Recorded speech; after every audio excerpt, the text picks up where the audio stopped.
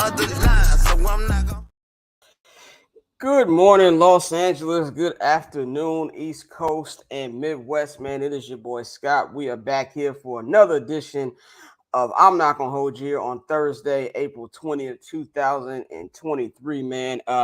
We're going early today because I will be at Crypto.com Arena, or as the real one still called the Staples Center, covering tonight's game 3 of the Los Angeles Clippers versus the Phoenix Suns. We want to do this a little early for y'all, man. It is your boy Scott. You know to follow me on Twitter and Instagram at Barberchair Scott.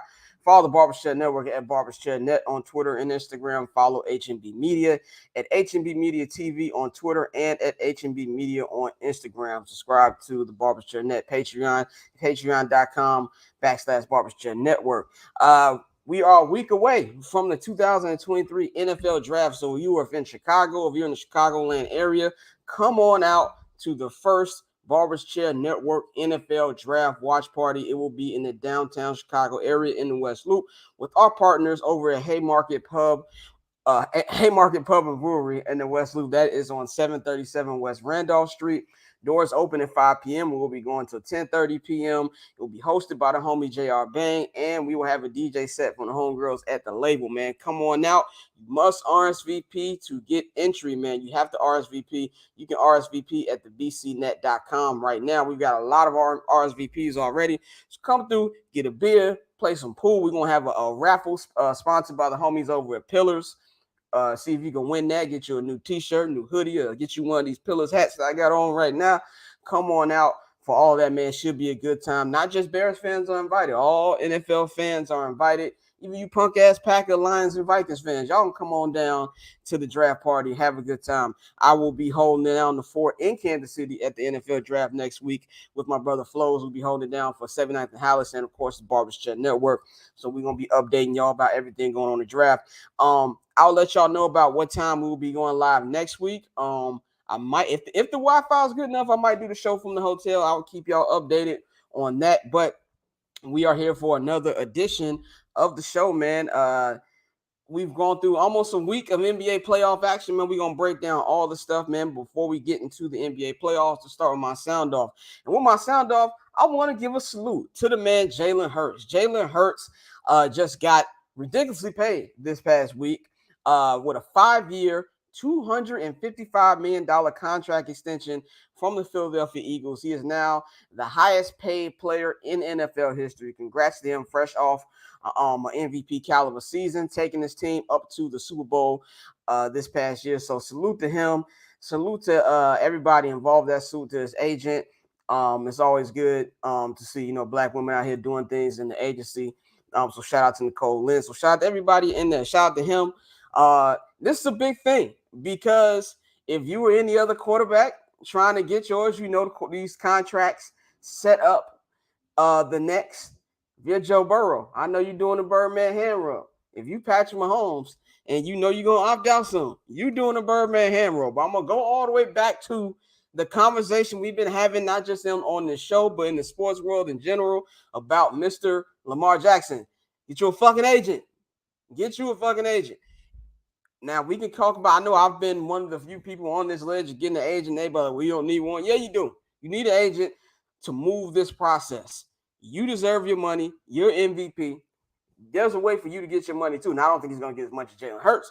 But if there's an agent here, you can pick this process up, man. You can pick this process up. I'm not going to go on a rant about this again. I had that a couple weeks ago. But this is proof right here that he needs to go ahead and get him an agent, man. But salute to Jalen Hurts. That's a big deal, man. And I always like to see black men getting their money, man. So salute to Jalen Hurts. But let's get into the NBA playoffs, man. We are, getting ready for a couple game 3s now. Pretty much all the game 2s are in the books.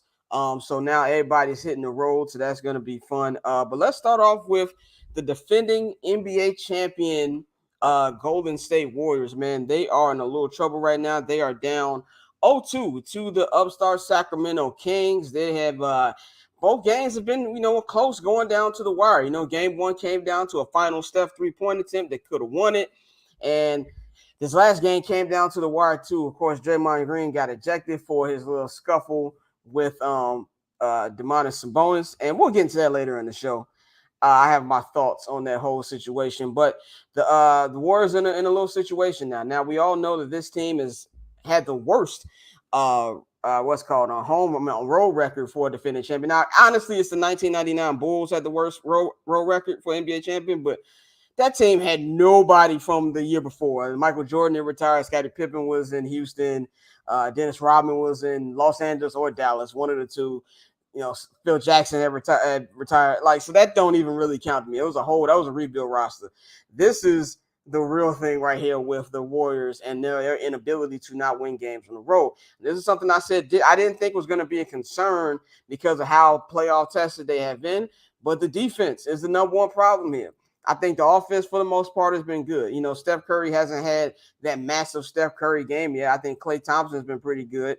But the thing right here is these two need to play. This team needs to play defense. If they're not going to play defense, it doesn't matter if they're at home or away to beat this team. This is a team that they are young. They're fast. And you've got a guy in De'Aaron Fox who is having his playoff coming out party this week. If you're the casual NBA fan and you don't stay up late if you're on the East Coast to watch Sacramento King games. By the way, I don't blame you because if I lived on the East Coast, I'd be too damn tired too.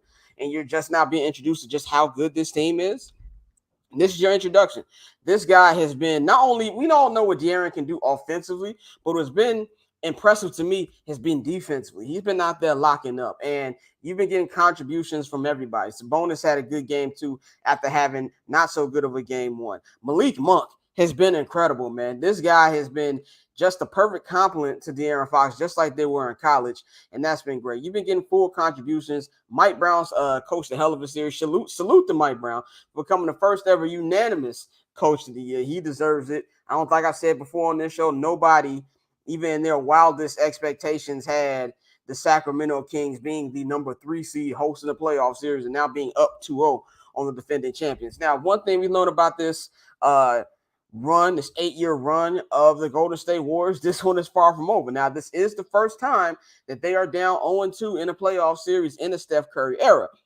That stat's a little misleading because they have also been down 3-1 in a series in the Steph Curry era. Of course, we remember in 2016 when they were down 3-1 to Kevin Durant, Russell Westbrook, and that last stand of that era of Oklahoma City Thunder basketball.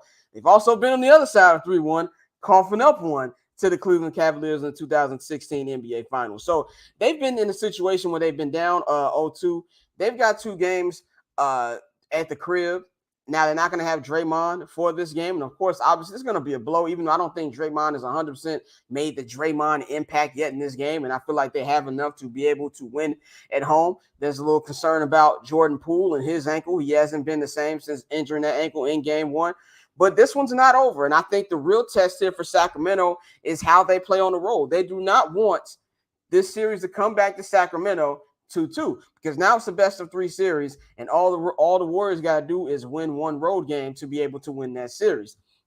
And a team that has veterans like them should be able to do that. So this is where the real test starts for Sacramento. We'll see if they can finally knock out the bully, knock out the team that has run this this league for almost a decade now, and that's going to be the real test for them. But it's been exciting. It's been fun. I feel like, of course, a lot of people want LeBron James versus Steph Curry one last time in the second round. I even think the NBA kind of wants that. But to see a story of a team that's young and the future of the NBA in Sacramento, I think that's cool too. This could be a moment where it could be a true passing of the torch moment. It could be something where, you see that team that was on top that gets knocked out. So it could be that, but they have to win on the road. And that's something we just got to wait and see because the Warriors are going to be ready. The Warriors are a completely different team at Chase Center. And this series is not over yet. I'm going to use the cliche quote a playoff series doesn't begin to a team loses on their home floor. Right now, the Kings just did what they're supposed to do, and that's protect home court. But you can expect a response from Stephen Curry and Klay Thompson in Game 3. And when Draymond does come back in Game 4, we know he's going to be motivated to step up too. So this series is just starting, ladies and gentlemen. I will not put the dirt on the defending champions yet. I will be a little concerned, but I wouldn't be worried if I was a Warriors fan, man. So I'm looking forward to Game 3 tonight in Chase Center over there in San Francisco, California.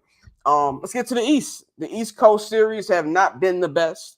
Like I said on our playoff preview show last week, this was the only series that I've had circled, and it has lived up to the billing, man. It's been real old school Eastern Conference basketball, especially game 2. I said football, well, especially game 2 with, all the hard hits. And I have to actually give credit to the referee. I think the referees have been shit all season, not just in the NBA. I feel like officials across sports have been bad, but they've been really bad this regular season. But this playoffs, they've been letting guys play, and I got to give them credit for that, especially in this series. And game 1, it felt like the Cavs, outside of Donovan Mitchell, who's been there before, he's been to the playoffs multiple times, kind of, had a deer in the headlights a moment. Darius Garland didn't look like himself. I don't know what the hell Jared Allen and Evan Mobley were doing in game 1. They were just getting out-rebounded to hell by everybody on the Knicks, and they had no answer for Jalen Brunson towards the end of that game. But game 2, we saw something much different. Darius Garland becoming the Darius Garland that we all knew that he could be from the regular season. He stepped up big, and the whole team stepped up big. You got contributions from everybody. Evan Mobley had a great game. Jared Allen had a great game.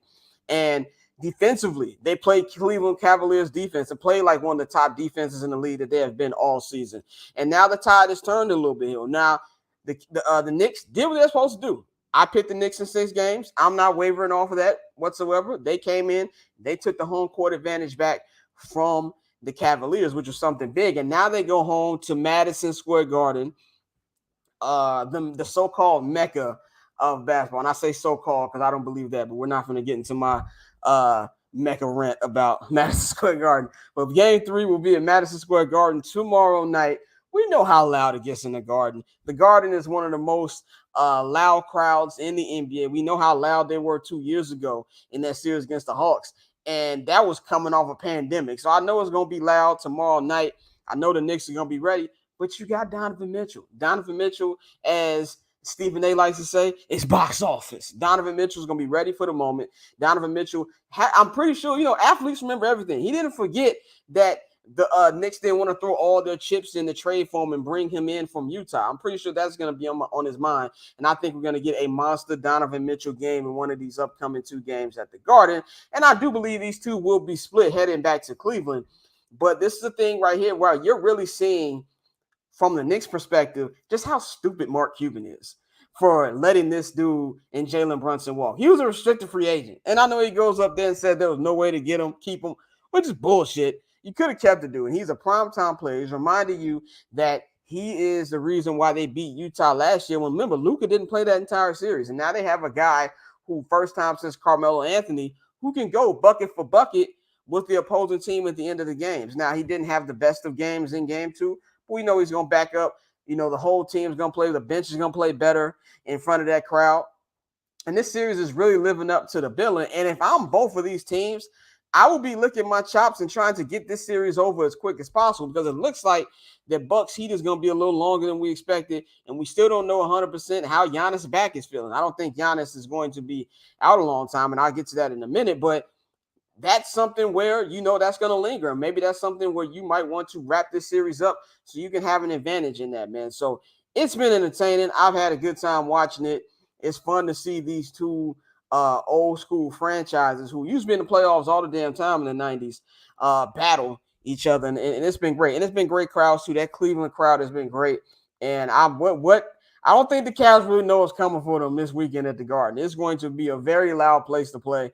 And if they can come out of there with a win in one of these 2 games, they're back in nice position to win this series. Let's go to a series that a lot of people, that's probably the number 1 series out here in Los Angeles. Not probably, it is.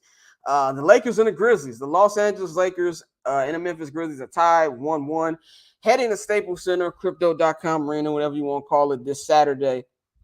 One of 2 games on Saturday. Clippers play in the afternoon, Lakers play at night. And this will be the first Laker full capacity playoff game at the Staples Center in 10 fucking years. I know that sounds like that stat is fake. It's made up. But of course, we all know when the Lakers won a championship 3 years ago, that was in the bubble. And then 2 years ago, when they're the defending champions, Staples Center was only like 10% capacity. And even when the Clippers went to the Western Conference Finals, I think it was only like 50% capacity at that time. So this is a first time full capacity playoff game for the Lakers in 10 years. So we just talking about crowds with Madison Square Garden. I really think people forget just how crazy it gets at Staples during the postseason. So, yeah, the Lakers have done their job, I guess you want to say, by winning game one. But I'm going to say they didn't do their job either because, as we know, Ja Morant got injured in game one. And by the way, get rid of the charge, man. Yes, I'm one of them people. Get rid of the fucking charge. It's unnecessary. We've seen too many people get hurt from it. Ja's hand now, x-rays came out negative. There's no sprains. There's no broken ligaments. There's no tears. So really it's just amount of pain tolerance right now. He did not play game two. We do not know game three, his status for game three, but it will be at least a week off for him since the last time he played. So maybe there's a chance for him to play game three. But the Lakers had a golden opportunity in front of them for game two to go up 2-0 and not bring this series back to Memphis for game five and close it out at Staples Center. And they completely fucked it up. Now, am I shocked that they fucked it up? No. If you spent any time watching the Los Angeles Lakers this season, they like to play with their food. Only team I've watched more than the Lakers this year is the Bulls, obviously. But I watched a lot of Lakers basketball. They play with their food, and there's a reason that they're 43 and 39 to begin with, because they can tweak off. Now, LeBron, think about LeBron. LeBron is, and I'm not going to say LeBron can't have a monster game because he's still LeBron James, but I think we're seeing a little bit of LeBron's age here over these last two games. He had a respectable 28 and 12 last night, but it wasn't the monster game you needed when you got Anthony Davis, who goes out there and puts up a bullshit stat line of 13 and 8. You can't have that shit. We always say, I've always said it. Everybody else in the media said it. Fans have said it. Anybody who has a Twitter account has said it. Anthony Davis's biggest enemy is his fucking self. When he's not hurt, he sometimes doesn't play up to potential. The Anthony Davis that we got in game one is the Anthony Davis the Lakers need every night to win this series and to give them a legitimate shot of not only coming out the Western Conference, but winning the NBA championship. He can't put up these type of stat lines, especially with that injured front court that they have in Memphis. There's no Steven Adams. There's no Brandon Clark. You can't go out there and be getting schooled by Xavier Tillman.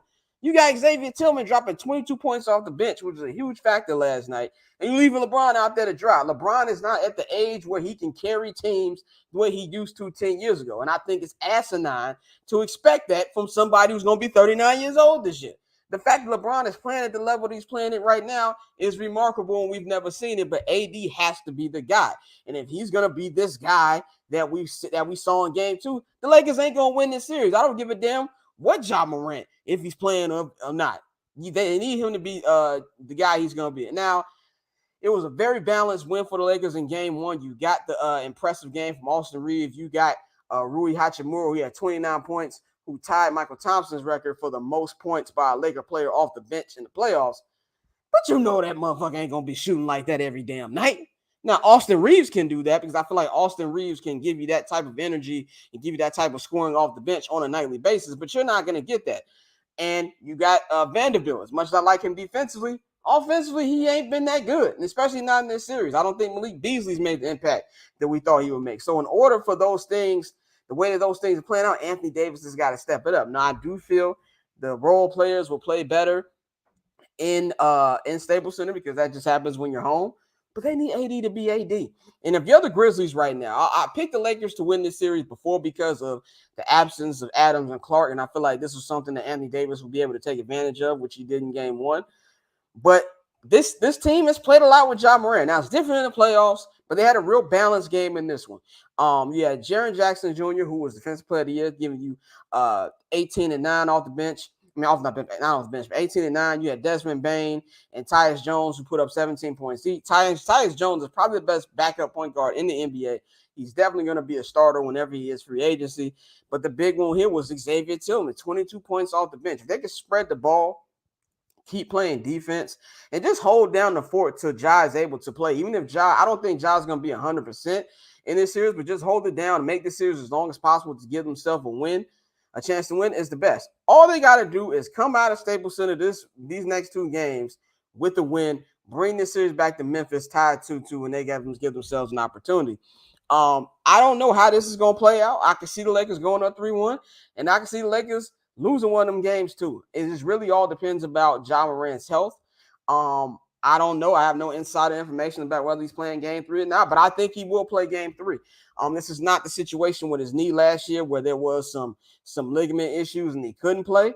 I think that he will get enough treatment. This is something where it went up to 45 minutes before tip-off last night about whether or not he's going to play. So I feel that that's something big, but this series is far from over. The Lakers, any team that is serious will end this series in 5 games. The Lakers can't do that shit. And the longer this series goes, the worse it goes for the Lakers. But the opportunity right here is for the Lakers to be able to take care of home court and be able to put a stranglehold on this series. They do not want the series to come back 2-2. Have you put Cap in the chat? I don't know what he was saying. Cap, he's probably saying Cap off. Actually don't know what he was saying. Maybe he put this. I can argue with him about that. But we gonna go to the Eastern Conference real quick. We're gonna talk about the Milwaukee Bucks. Giannis Antetokounmpo, back injury. X-rays came back clean. Oh, Pavi doesn't want the charge being taken out of the game. We'll argue that tonight when I see you. But it causes too many unnecessary injuries. But Eastern Conference playoffs, Giannis injured his back in game 1 in the first quarter. The Miami Heat took advantage of that. Jimmy Butler does what Jimmy Butler does in the playoffs, put up 38 points, and they got them a W and take up 1-0 in the series. Now, I don't think this injury is that big of a deal. Yes, it's big of a deal because it's Giannis. You don't want your MVP to be hurt. He's the best player in the NBA. But you don't need Giannis to beat the Miami Heat. The Miami Heat have one of the worst offenses in the NBA. If the Chicago Bulls didn't have the basketball IQ of a 4-year-old, they would have won that game.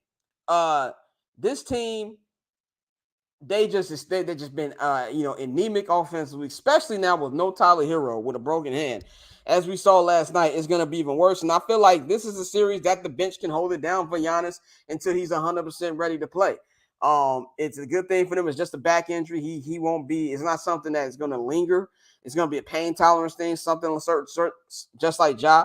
And I think he will be back either in game 3 or game 4. But as we saw last night, they can hold it down. You got 49 combined points from Jrue Holiday and Brook Lopez.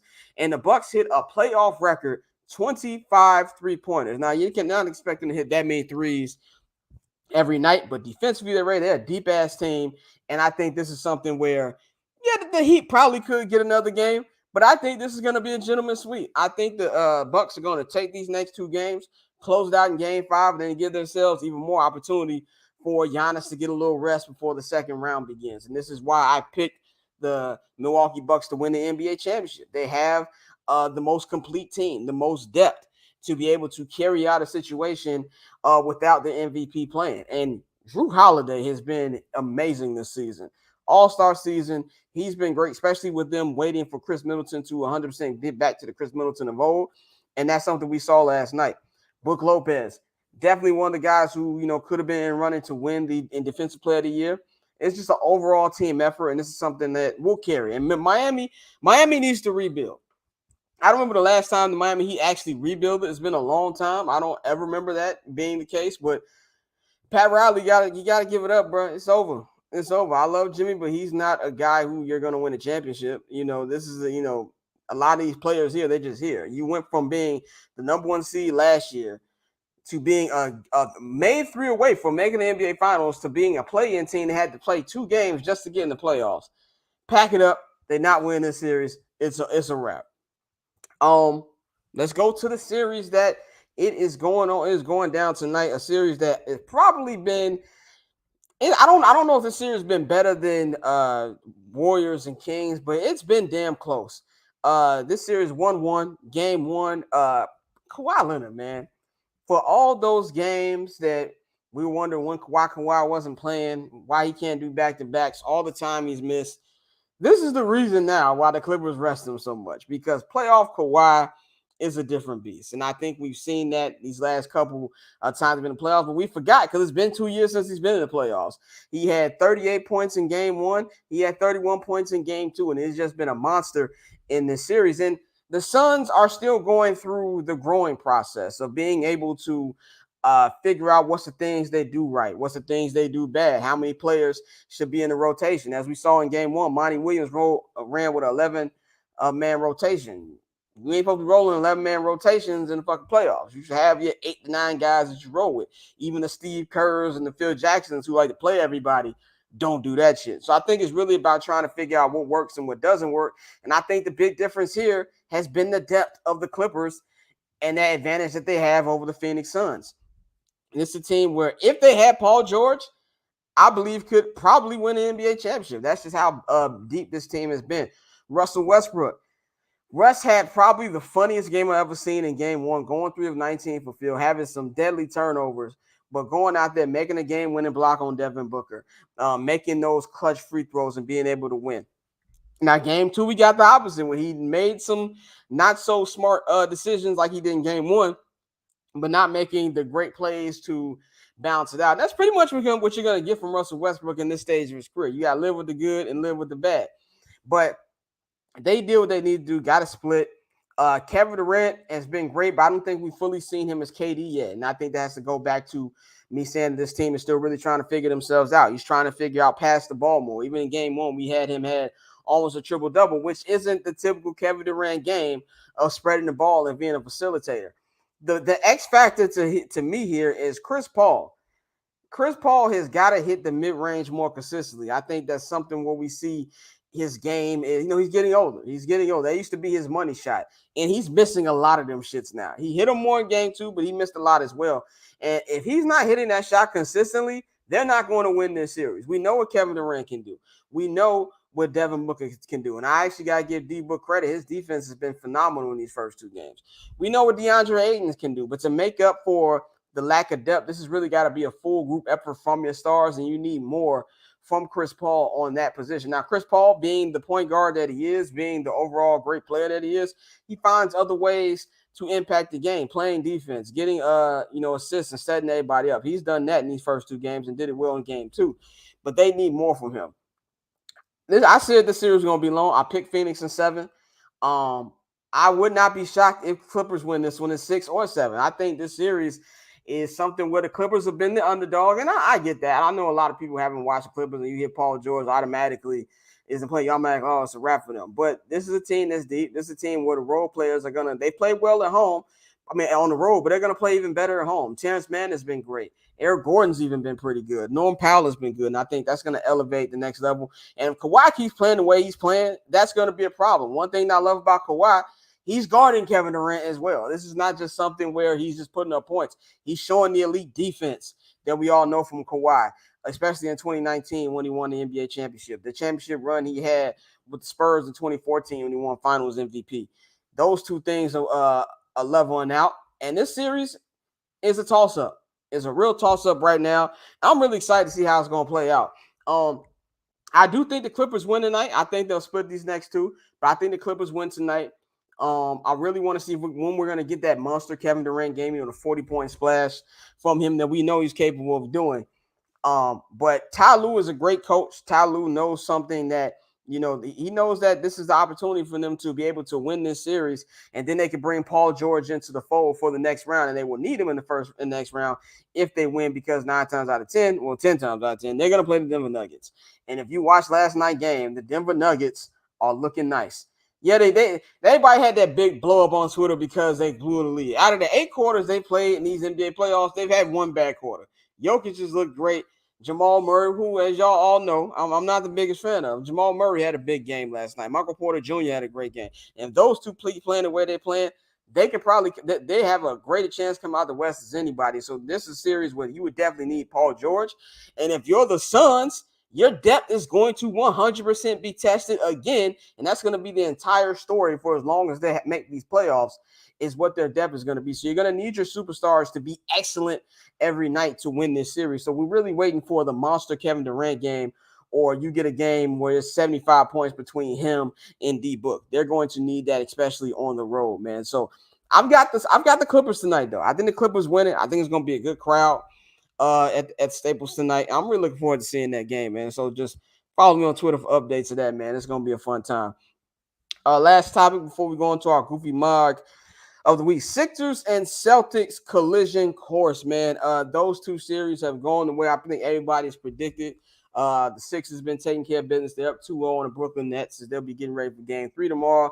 Just like the Boston Celtics up 2-0 on a team that's just – the Atlanta Hawks are just not a serious team. They're not a serious organization. Everybody hopped on the Hawks when they got DeJounte Murray this offseason, and I was like, I I don't see why you're hopping on them. They were a play-in team like I thought they would be.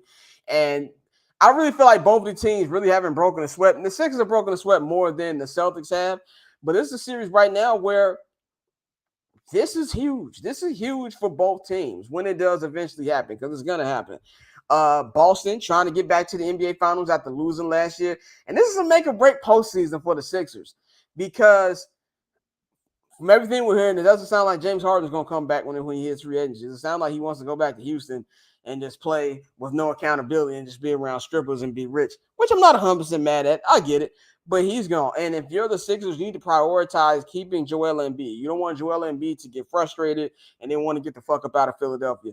And this is a series where now after that, like I said, with Miami, you're looking at what's going on with Giannis. You're looking at a little chink in the armor with his injury. We don't know how long that's going to linger, even though I don't think it's serious. It could be an issue, especially if you're going up against Philly and you got to deal with a big dude like Joel Embiid. So if this is a series right now where this is like a little, maybe an Eastern Conference Finals type thing right here, where both of these teams, I feel like, are very close. Both of these teams are, they have superstars that can take to the next level. But if you're Boston, you need to see more from Jason Tatum. I've been screaming it from the mountaintops. Pavy's been screaming it from the mountaintops. Dante's been saying it on Ball Don't Lie. They need, in the words of Logan Roy on Succession, you need to be a killer. You're not a killer. You need to be a killer. Until Jason Tatum is a killer, none of this shit's going to matter. I've not been really impressed with what I've seen these first two games. It's been typical Jason Tatum games. He's got to take it to the next level. He's got to take it to the next level to beat Philadelphia. He damn sure going to need to beat Milwaukee. And if you're going to win the NBA championship, whoever comes out west, you're going to have to be that guy too. So he needs to be able to. They need to smell the blood in the water in Atlanta right now. You don't want to come back. You don't want Atlanta to do some Atlanta shit and win some fluky-ass games at home. And now you in a tie series when Philadelphia got their feet kicked up for about a week because they done dusted off Brooklyn. You need to come out here, go for the kill shot. You need to see Jason Tatum be the guy that he has the talent to be, and get ready for Philly, because you're going to need that big dog performance to beat this team. And a guy who I feel is probably going to be MVP in Joel Embiid, and because Embiid is going to come with it. He's going to come with it. And that's a series where I feel like everybody's got their eyes on right now. And we're at the point of the playoffs where it's like, let's just wrap this series up so we can get to the real shit between those two. So that's what I've been looking for. I feel like everybody in the world is looking for the wrap it up box from Chappelle's show.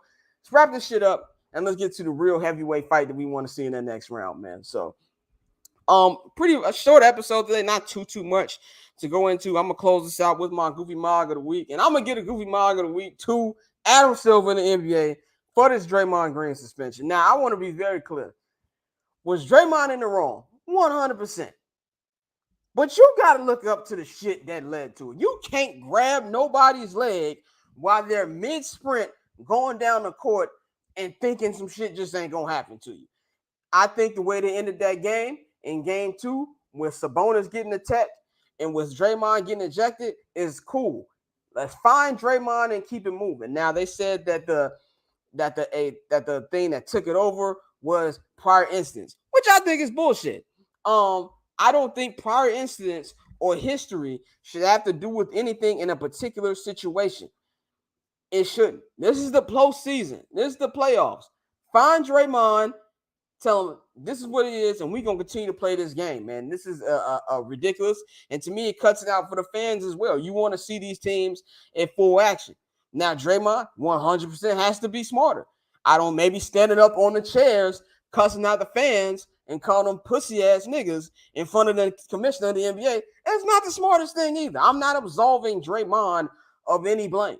Draymond did some stupid shit. Draymond has done stupid shit his entire time with the Warriors. As much as Draymond Green has done things to win championship for the Warriors, Draymond Green has done things, and specifically one thing, to take the Warriors out of winning a championship. So, yes, you live by the Draymond and you die by the Draymond. But especially in a situation like this where both parties were wrong. Let's not go with the little victim card that Sabonis is here. There's no place in the game for that. Well, motherfucker, there's no place in the game for you grabbing somebody's leg where they're trying to run at the same time either. Draymond could have got seriously hurt as well. You grab my leg while I'm trying to run down, you're going to get what the fuck is coming to you. Both sides got punished. let's move on and let's continue this damn series. Now, I also feel like if you're looking from Bob Myers' comments, Steve Kerr's comments, they're not going to completely throw the man under the bus. But I think this is more of a signal that the Warriors are fed up with Draymond shit, and we are watching the last couple of games as Draymond Green in the Golden State Warriors uniform. And this is something where he got to be smart as well because you got to stop putting your team in these positions. But the NBA should have just put both dudes in their corner. We tech both y'all up. We kick Draymond out the game, hit Draymond with a massive fee, and let's fucking play ball, man. Nobody want to see uneven contest, man. I don't like that type of shit. And that's something where I feel like the NBA just dropped the ball at, man, right here. This is just something where it's the playoffs. Motion's gonna get high. Let's just keep it moving, man. Let's just keep it moving. So that's all I got for y'all today. Another edition of I'm Not Gonna Hold You. Next week I will be in Kansas City for the NFL draft. Hopefully my Wi-Fi in the hotel is nice and I can do the show live from the hotel room. So we will keep y'all posted on that. If you are in the Chicagoland area and you're looking for a spot to watch the NFL draft, come on down to Haymarket Pub and Brewery in the downtown West Loop area of Chicago. That is 737 West Randolph Street. Doors open at 5 p.m. We'll be going to 10:30 p.m. Come watch the first night of the NFL draft. It will be hosted by Barber's Chair own J.R. Bang. There will be a DJ set by the homegirls at the label. There will be a raffle sponsored by the homies at Pillars. You can win you a Pillars t-shirt, Pillars hoodie, get you a little Pillars hat from any of the Pillars locations. So come out. We want to have pool tables out. They've got excellent beer selection there. If you're a beer junkie or a beer aficionado like myself, they have great beer selections there, man. Shout out to Mike and the whole team over there. Shout out my man Jay Westbrook, the beer baron, man. Hit him up when you're there. He can put you on game with all the beer selections there. So come out, have a good time. All fans are welcome. You ain't got to be a Bear fan just to be there. You can be a punk ass Packer, Lion, or Viking fan too. Come on out, have a good time. You have to RSVP for entry. So you can RSVP right now at thebcnet.com. You can click on the flyer. It will send you right to the Eventbrite. The event is also an open table when you look up Haymarket Pub and Brewery. So if you want to do that too, reserve your little table over there. Come on, have a great time, man. And we will also be giving updates live from the draft because me and my brother Flows will be in Kansas City holding it down for 79th and Hallis and the Barber's Chair Network for a big draft for the Chicago Bears. This one's going to be fun. Really looking forward to it. Shout out to everybody who tweeted me the barbecue suggestions for me to hit up while I'm in KC because I've heard they've got great barbecue. I've been in Kansas City one time, but that was like in high school. So I will be hitting up these spots. So shout out to everybody who hit me up with that, man. So next week will be big. Looking forward to y'all having a great time. And, we hitting out with y'all with that great content while at the draft, man. So that's all we got for y'all today. Shout out to my super producer, Pavi. You can follow him on Twitter at Pavi World. Stream his new single. Being Single is Complicated is on all streaming platforms right now. Apple Music, SoundCloud, Spotify, Tidal. It's on your Instagram stories, all that shit. Go check that out. The Bachelor album's coming real soon. You want to follow me on Twitter and Instagram at BarberChair Scott. Follow the Barber's Chair Network on Twitter and Instagram at Barber's Chair Net. Follow HB Media at HB Media TV on Twitter and follow HB Media at HB Media on Instagram. Subscribe to the Barber's Chair Patreon, patreon.com/Barber's Chair Network. Y'all enjoy these next couple games this week. We out. Getting paper on these player haters, old news, money on the other line.